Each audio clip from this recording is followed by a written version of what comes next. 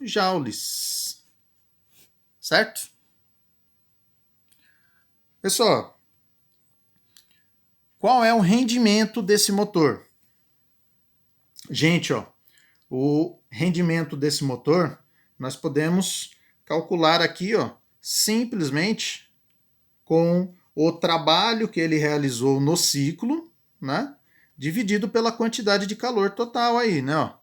Então ele realizou um trabalho de 1.600 e a quantidade de calor foi de 9.200, tá? Então o rendimento aí desse motor vai dar aí aproximadamente aí 0,17, né? Então 17%. Ok?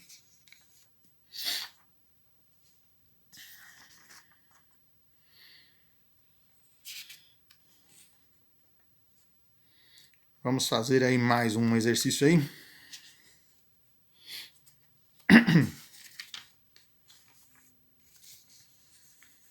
Pessoal, um outro exemplo aí, ó, exemplo 3 aí para vocês, tá?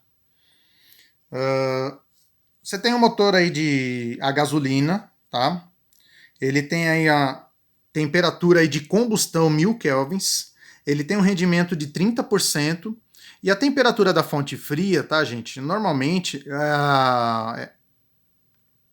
você pega o motor, é a temperatura ambiente aí, né, ó, tá? 27 graus Celsius aí.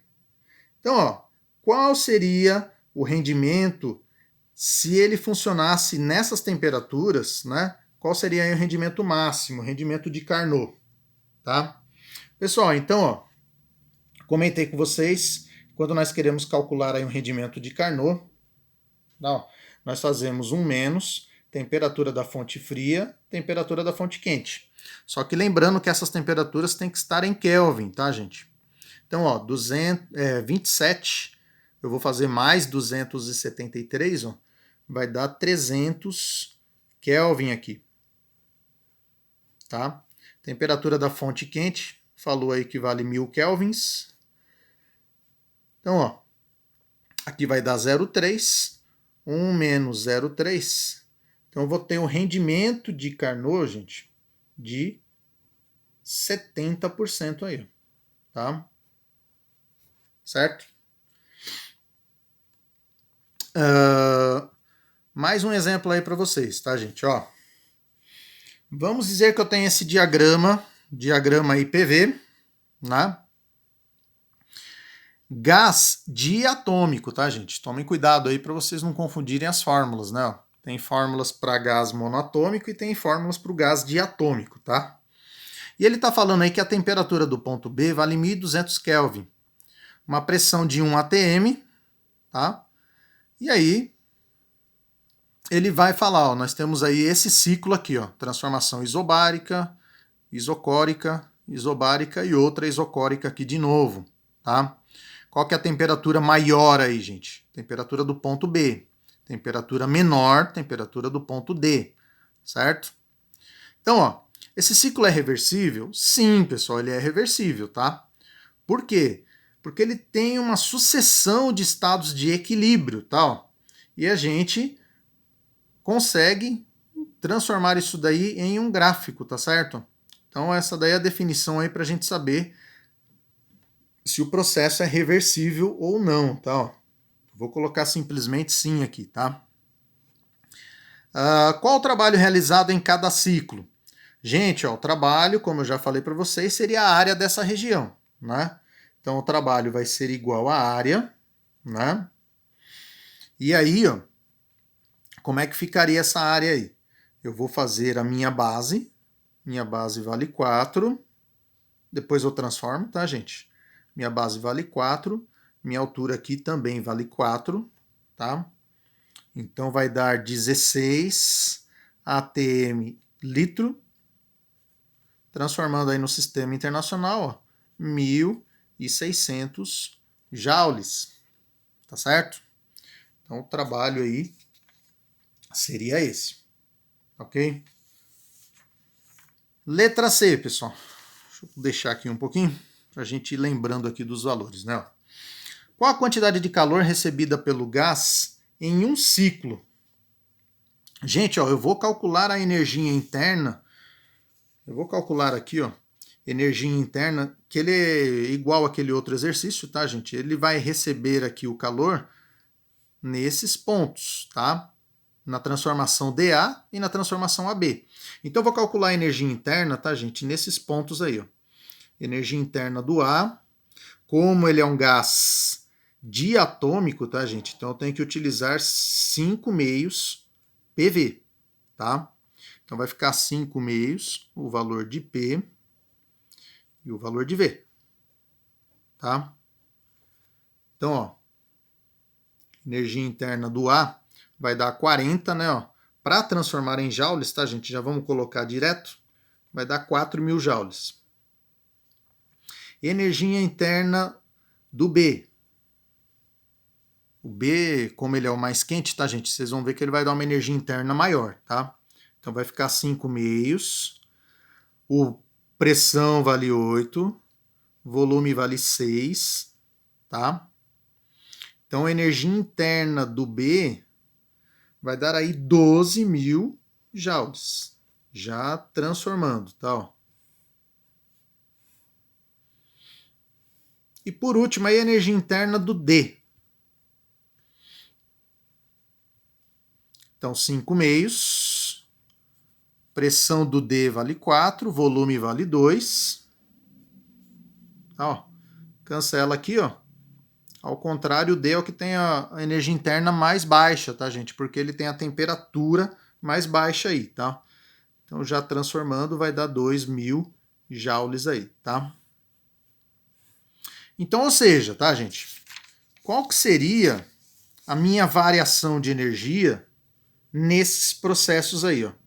Qual que seria a minha variação de energia no processo dA? Vai ser a energia do A menos a energia do D. Tá? Então aqui, ó, vai dar 2.000 joules. Qual seria a variação de energia no processo AB? Vai ser a energia final, né, que é a energia do B, menos a energia do A. Então, isso aqui vai dar 8.000 joules. Tá? Então, ó,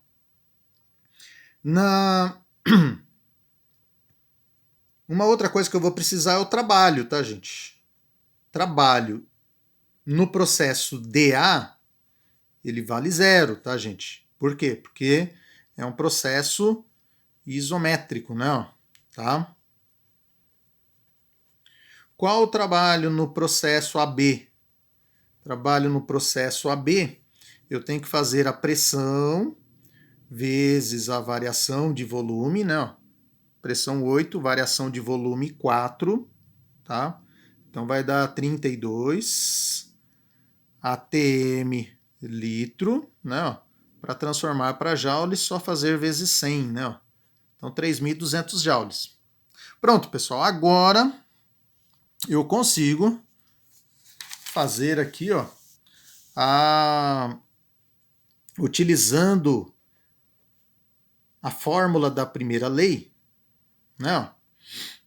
Variação de energia. Vamos pensar aqui no processo dA primeiro, tá? Então, variação de energia do dA vale 2.000. O trabalho no dA vale 0, tá? Ó. Então, a minha quantidade de calor, ó, no dA vai ser 2.000 joules. Certo? Vou fazer a mesma coisa agora para o processo AB. Tá? Lembrando, tá, gente? Quando eu estou fazendo aqui o processo dA, ó, eu tenho que pegar aí o dA de todos eles aí, tá? Processo AB, então, variação de energia interna, tudo AB. Tá certo?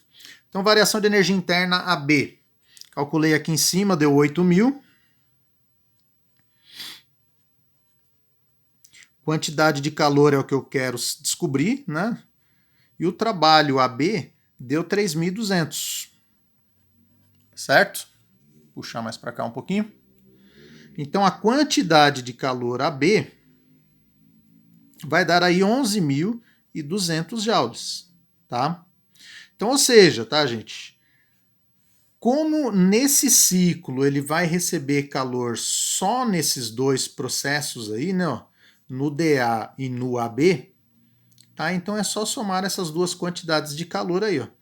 Vai dar 13.200 joules a quantidade de calor recebida pelo gás nesse ciclo aí.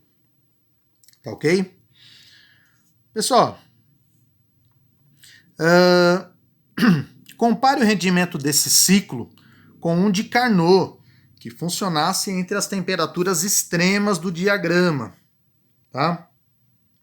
Pessoal, eu vou primeiro fazer aqui o rendimento normal, tá? Depois eu faço aí o rendimento de Carnot, tá ok? Então, o que seria o rendimento normal? Seria o trabalho do ciclo, né? Dividido pela quantidade de calor que foi retirado aí da fonte quente, né? Tá? O QQ aí, tá certo? Deixa eu só lembrar aqui quanto que deu o trabalho. O trabalho deu 1.600, né? E quantidade de calor 13.200, tá certo? Então é só dividir esses valores aqui, tá, gente? Vai dar aí um valor aproximado aí de 0,12, né? Então indica aí um rendimento de 12%, tá? Pessoal, para calcular o rendimento de Carnot, o que eu preciso, né? Eu teria que achar aí a temperatura da fonte fria. Eu não tenho a temperatura da fonte fria. Ó. Vou colocar aqui o rendimento de Carnot aqui embaixo. Teria que ser 1 menos temperatura da fonte fria dividido pela temperatura da fonte quente. Ó. Só que eu só tenho a temperatura da fonte quente. Então eu vou fazer o seguinte, ó. Deixa eu voltar aqui o gráfico. Eu vou determinar pelo pivot pivotó aqui, ó.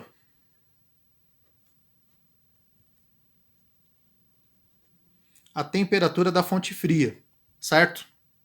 Vou colocar aqui, ó, os valores aqui do D.